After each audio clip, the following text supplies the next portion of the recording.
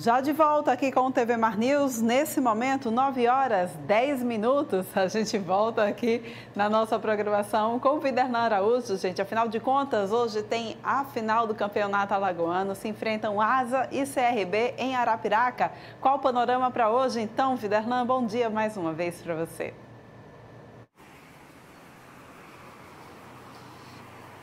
Uma expectativa enorme por Orlando e Santos para a decisão do Campeonato Alagoano. O CRB que busca o 32º título da competição e o ASA querendo mais um título, o que pode aí chegar próximo da casa dos 10 ao longo de sua história. Lembrando que em número de conquistas desde os anos 2000, CSA e CRB são os times que mais conquistaram títulos estaduais. E hoje à noite, um novo capítulo será escrito nessa história, que começa às 8 no estádio Coraci da Mata Fonseca, na cidade de Arapiraca. O ASA vai mandar esse jogo, a finalíssima do Campeonato Alagoano, em casa, por conta da melhor campanha na somatória geral em todas as fases da competição. O CRB que oscilou na temporada, fez inclusive algumas partidas que ficou abaixo daquilo que o torcedor esperava e chegou na final muito mais na base da superação. Há quem diga que o CRB de fato ressurgiu no Campeonato Alagoano depois de um jogo na última rodada da primeira fase contra o CSE na cidade de Palmeira dos Índios, quando só interessava para o CRB a vitória e a equipe naquela oportunidade jogando na casa do adversário e tendo a maioria da torcida adversária apoiando o time, acabou sendo, por exemplo, um time de muita superação e venceu pelo placar de 1-0 com o gol do volante Iago. O técnico Marcelo Cabo ainda faz segredo a respeito da formação do CRB para o jogo desta noite. O CRB joga pelo empate, já que no sábado passado venceu aqui em Maceió, no estádio Rei Pelé, pelo placar de 2-1, e o ASA vem por essa situação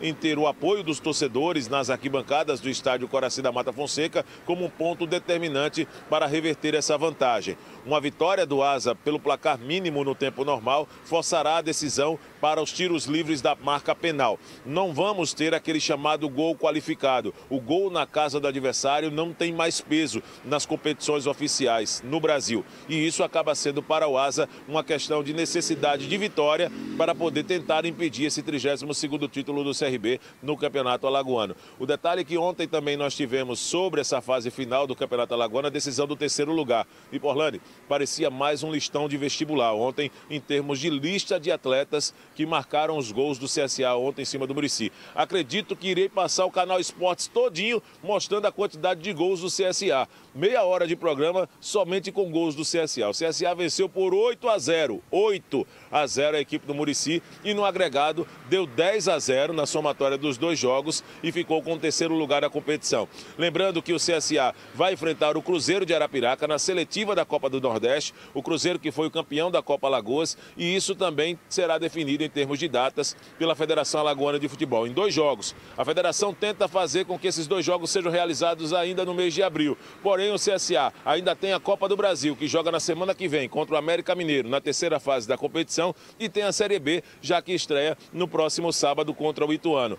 São os preparativos da decisão, a última partida do Campeonato Alagoano. O ganhador leva para casa R$100 mil, além de uma bonita taça, medalhas pela conquista da competição. Hoje, ou CRB ou ASA, um dos dois ficará em uma noite fantástica ao lado de seus torcedores para poder comemorar o título alagoano, o 31º do CRB já alcançado em 2020, esse seria o 32º, e do ASA a busca aí por a proximidade do 10º título na classificação em toda a história do alvinegro arapiraquense. A direção do ASA, para poder fechar a nossa participação a respeito de tudo que envolve essa final do Campeonato Alagoano, colocou ingressos à venda, valor único de R$20. O valor, claro, cheio seria 40, mas todos naquela promoção pagam meia, então R$20. A ideia é que aproximadamente 4.500 torcedores hoje podem ocupar as dependências do estádio Coraci da Mata Fonseca. Uma carga inicial de ingressos para os torcedores do CRB também foi destinada pela diretoria do ASA. 500 ingressos inicialmente, depois essa carga acabou aumentando para 800 ingressos. O casarão do CRB, a sede administrativa do clube no histórico bairro de Jaraguá ontem, foi tomado por torcedores. torcedores, o que é uma tendência muito grande da presença mesmo de torcedores do CRB no jogo desta noite, torcedores aqui de Maceió. E o policiamento já, inclusive, através do coronel Marlon Araújo, definiu toda a estratégia de segurança com o pessoal do comando do interior do estado. Teremos sim uma guarnição ou guarnições da Rotam acompanhando o ônibus do CRB até a cidade de Arapiraca, na ida e na volta, para evitar possíveis tentativas de agressão aos jogadores do CRB diante de situações já inclusive registradas por conta da rivalidade entre as duas torcidas. Maceió e Arapiraca, aspecto histórico em jogo no duelo desta noite, mas também existe a rivalidade entre as torcidas de CRB e Asa nesta decisão do Campeonato Alagoano. Mais informações a respeito de tudo que vai acontecer na final do estadual, na noite de hoje no estádio Coraci da Mata Fonseca, nós vamos trazer a partir de 11h30 da manhã, ainda hoje, no programa Canal Esportes. Forlani, qual a sua aposta? Quem você colocaria hoje com o título alagoano? CRB ou Asa, hein, Forlani? Não vale ficar em cima do muro. Quero saber.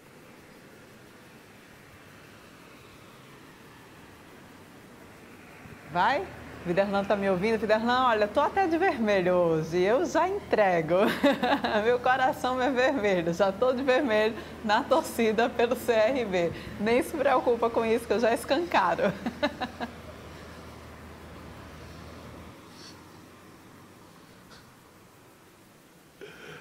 Pois é, então é essa a situação, Forlani. Então, tudo certo para hoje à noite.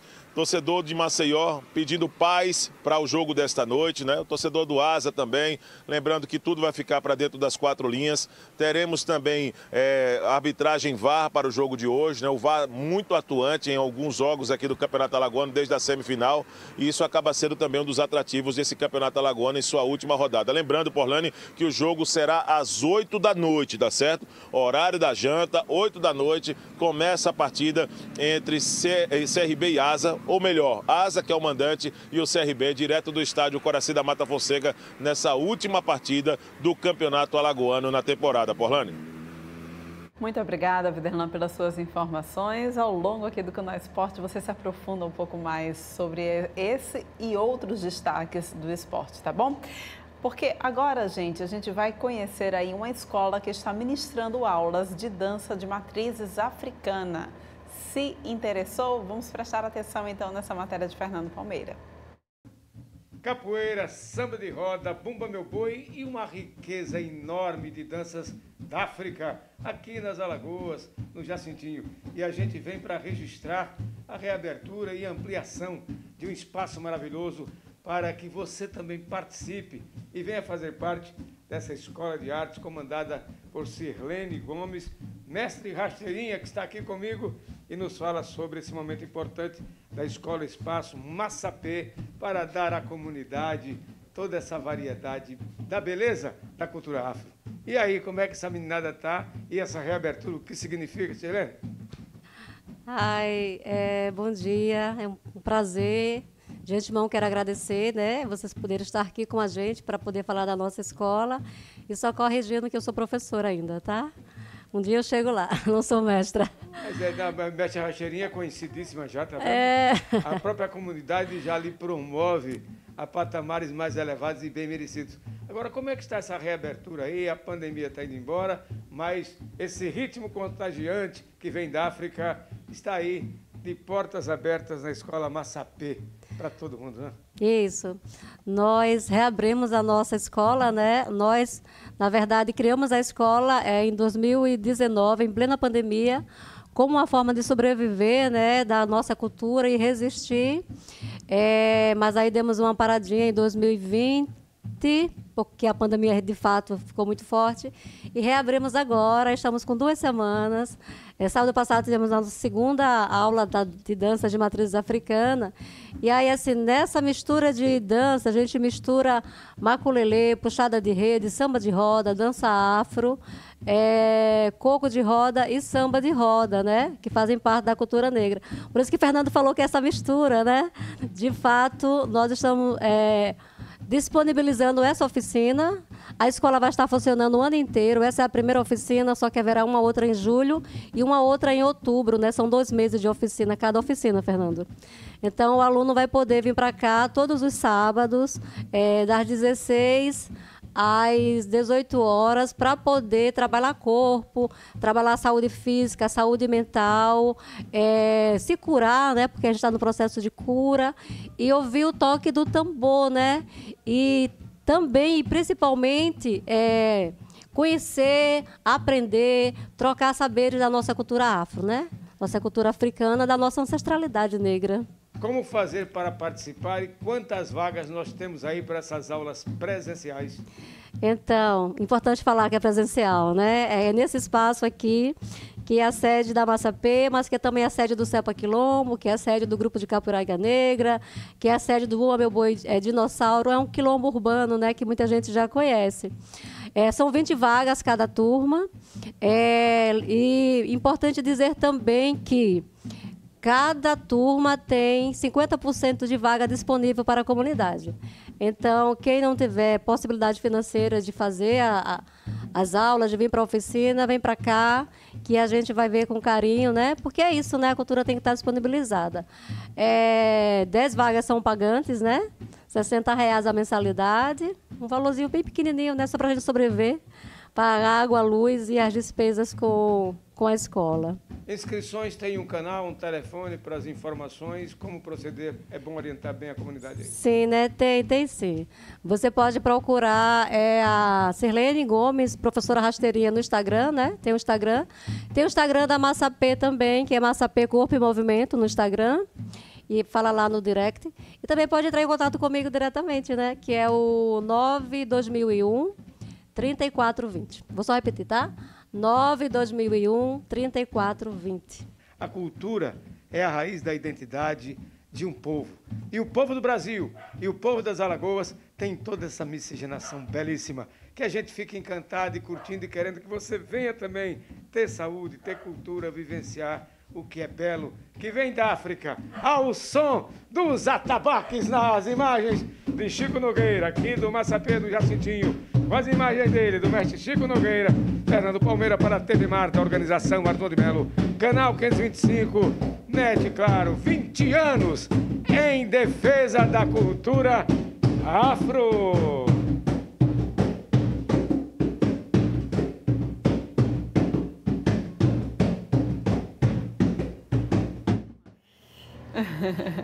Olha, gente, já voltando aqui aqui para o nosso estúdio, né? A gente agora volta com o nosso quadro Direito e Cidadania com o Jamile Coelho, porque o ano eleitoral está aí, muitas perguntas ficam no ar. Acho que a pergunta para agora, Jamile, é pré-campanha, o que pode e o que não pode ser feito. Bom dia para você. Bom dia, Porlane. Bom dia a todos e a todas. Esse ano a gente vai ter assunto para dar e vender. É verdade. E o que realmente está em voga agora é a pré-campanha. A gente já vê a movimentação dos candidatos. Na última semana a gente teve o prazo final para a troca de domicílio eleitoral para quem pretende se candidatar, para quem precisa ainda fazer algumas alterações no cadastro eleitoral, para o eleitor. A gente tem até o dia 4 de maio, importando que as pessoas regularizem multas, transferência de domicílio, transferência de local de votação. Tirar títulos, né, principalmente os jovens na faixa de entre 16 e 18 anos, é importante que se engajem para deixar essa situação redondinha até o dia 2 de outubro. E realmente a gente já vê a movimentação dos candidatos. A Lei 9.504 de 97 é a chamada Lei das Eleições, o que você pode e o que você não pode fazer e como fazer. Está delimitado nesse diploma legal para quem tiver interesse. É uma lei bastante abrangente e junto com o Código Eleitoral e junto com a lei dos partidos políticos, ela forma também com a Constituição esse arcabouço jurídico, né, dos quais os operadores de direito e eleitores e candidatos se socorrem. Importante também relembrar que o TSE ele tem uma função normativa. Então, ele expede, entre o final do ano passado e o comecinho desse ano, ele expediu as resoluções, certo? Que elas dão esse norte também para que a gente siga. E dentro dessa lei da 9.504, tem um artigo recente, o chamado 36A, que ele fala sobre o que é que você pode ou não fazer na pré-campanha. Uhum. Porque a gente tem prazos, né? O calendário eleitoral está aí, já é uma resolução. E, por exemplo, até o dia 1º teve a janela partidária, que você pode, aqueles detentores de mandato que vão concorrer a um outro mandato ou ao mesmo mandato naquele pleito, que está terminando a sua legislatura, eles tiveram até o dia 1º para sair de partidos e entrarem em outros sem perda de mandato, sem incorrer em infidelidade partidária. Até o dia 2 foi para as pessoas se filiarem, quem pretende recorrer. A filiação ela pode estar aberta? Está, mas para quem não fez a filiação até o dia 2, ela não pode mais concorrer, pelo menos para esse pleito. Vai esperar aí os 2 anos para o pleito das eleições municipais. E esse 36A, ele vem dizer exatamente o que é que pode. Por exemplo, um pré-candidato, por que a gente ainda tem pré-candidatos? Porque as candidaturas ainda não começaram. A gente tem alguns prazos aí que serão obedecidos. A partir do dia 20 de julho até o dia 5 de agosto, você tem o período de convenções eleitorais, de convenções partidárias. Hoje, todo mundo é candidato a candidato, digamos assim. Só aquelas pessoas escolhidas entre o dia 20 de julho e 5 de agosto, e aí vai depender de cada partido, qual é o dia que ele vai escolher, escolhidas em convenção, é que podem se candidatar. Entre o dia 5 de agosto e o dia 15 de agosto, a gente tem o período de registro de candidatura. A propaganda eleitoral mesmo, propriamente dita, aquela que a gente vê na televisão, por exemplo, ela só começa no dia 16 de agosto. Porque você só pode fazer propaganda quando você tiver o seu registro de candidatura pedido, solicitado, não necessariamente deferido.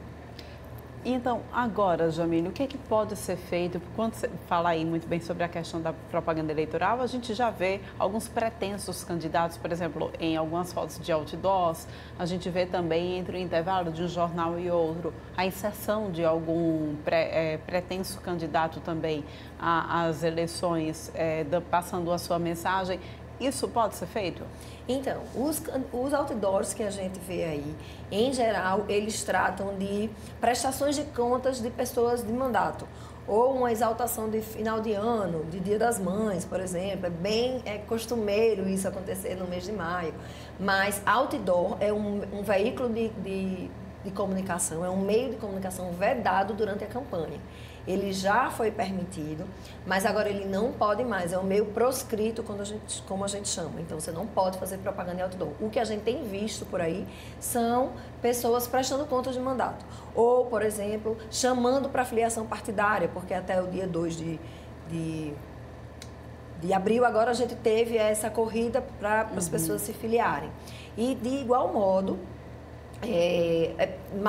realmente prestando contas, a gente não pode fazer isso. E as propagandas que a gente tem visto nos intervalos, né, normalmente como inserções, não são blocos de propaganda, são inserções de 30 segundos, de 15 segundos, enfim, de 1 minuto.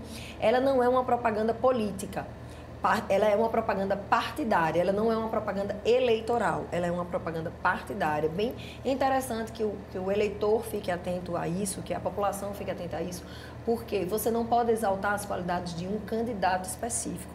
Ele não pode pedir voto de forma alguma. Nessa propaganda partidária, ele tem que realmente prestar contas do que o partido fez, né, da plataforma ideológica daquele partido. E chamar, e logicamente, cada um quer fazer uma propaganda, o nome é esse mesmo, é você atrair o eleitor ou atrair pretensos candidatos para aquele partido. E em contrapartida, o que é que pode hoje para o pré-candidato? Lembrando que ninguém é candidato ainda, só vai ser candidato depois do dia 15 de agosto, quando pedirem registro de candidatura.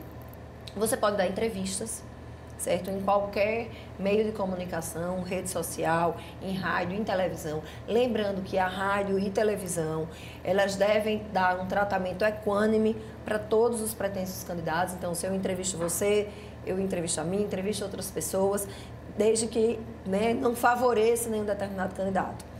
O partido, ele pode promover congressos e reuniões, as suas próprias experiências, ou seja, bancando realmente essas reuniões para discutir plataforma de governo, de pretenso candidato, corrente ideológica, o que é que vai ser definido, quem serão os candidatos que podem ser apoiados. Né? Isso pode, não é um problema.